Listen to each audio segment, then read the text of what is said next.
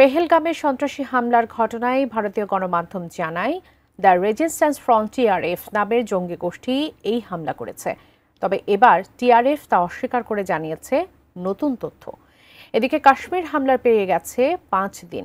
ভারতীয় সেনাবাহিনীর নিরাপত্তার চাদরে মোড়া এমন স্থানে এত বড় হামলা কিভাবে হলো তা নিয়ে প্রশ্ন ছিল শুরু থেকেই।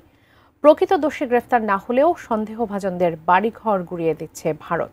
বিস্তারিত ইমতিয়াজ আলমের রিপোর্টে।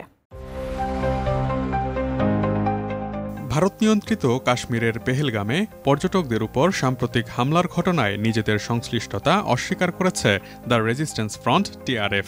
ভারতীয় কর্তৃপক্ষের অভিযোগকে ভিত্তিহীন ও পূর্বনির্ধারিত আখ্যা দিয়ে সংগঠনটি বলেছে এটি একটি অসৎ প্রচারণা, যার উদ্দেশ্য কাশ্মীরি প্রতিরোধ আন্দোলনকে কলঙ্কিত করা।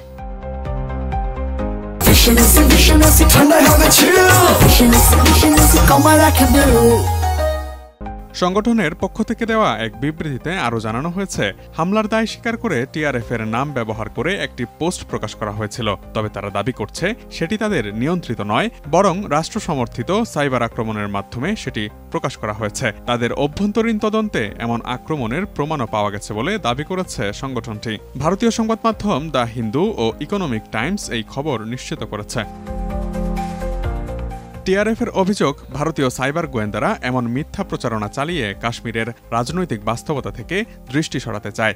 সংগঠনটির মতে এমন কৌশল ভারতের জন্য নতুন নয়। অতীতেও ভারতের পক্ষ থেকে কাশ্মীরি প্রতিরোধ আন্দোলনকে প্রশ্নবিদ্ধ করতে এ ধরনের কর্মকাণ্ড চালানো হয়েছে বলে জানিয়েছে সংগঠনটি।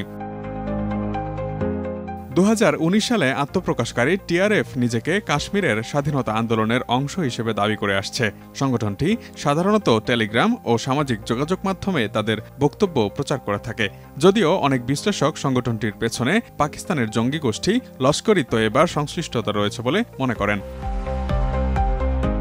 নয়াদিল্লি ভিত্তিক think tank south Asian terrorism portal বলছে, টিআরএফ কাশ্মীরে ভারতের বিরুদ্ধে সশস্ত্র তৎপরতায় লিপ্ত। লস্কর-ই-তৈয়বার ছায়া সংগঠনই টিআরএফ। তারা মাঝে মধ্যেই ছোট আকারের হামলা ও টার্গেট কিলিংয়ের দায় স্বীকার করে থাকে। তবে সংগঠনটির দাবি, তাদের চূড়ান্ত লক্ষ্য কাশ্মীরকে ভারতের অধীন থেকে মুক্ত করা। 2023 সালে ভারত সরকার টিআরএফকে সন্ত্রাসী সংগঠন হিসেবে ঘোষণা করে। এদিকে ভারতীয় সেনাবাহিনীর নিরাপত্তা বলয়ে থাকা জনপ্রিয় স্থান পেহেলগামে কিভাবে এমন আক্রমণ হয়েছে তা নিয়ে প্রশ্ন তুলেছেন অনেকে। পাকিস্তান এরই মধ্যে এই হামলাকে ফলস ফ্ল্যাগ অপারেশন বলে আখ্যা দিয়েছে। অর্থাৎ পাকিস্তান বলছে ভারতের সাজানো পরিকল্পিত আক্রমণ ছিল এটি, যা এখন শত্রুকে ঘায়েল করতে কাজে লাগানোর চেষ্টা হচ্ছে। হামলার পরপরই 4 জন হামলাকারীর স্কেচ প্রকাশ করেছিল ভারত। তবে ঘটনার 5 দিন পেরিয়ে গেলেও এখনও প্রকৃত হামলাকারীদের গ্রেফতার করতে পারেনি পুলিশ।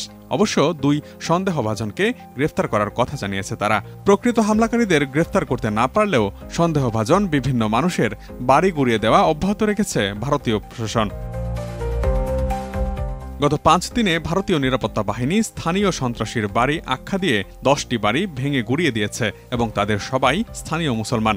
অথচ এই তথাকথিত 10 সন্ত্রাসী এই হামলায় জড়িত ছিল কিনা সে বিষয়ে কোনো তথ্যই দেয়নি ভারত সরকার।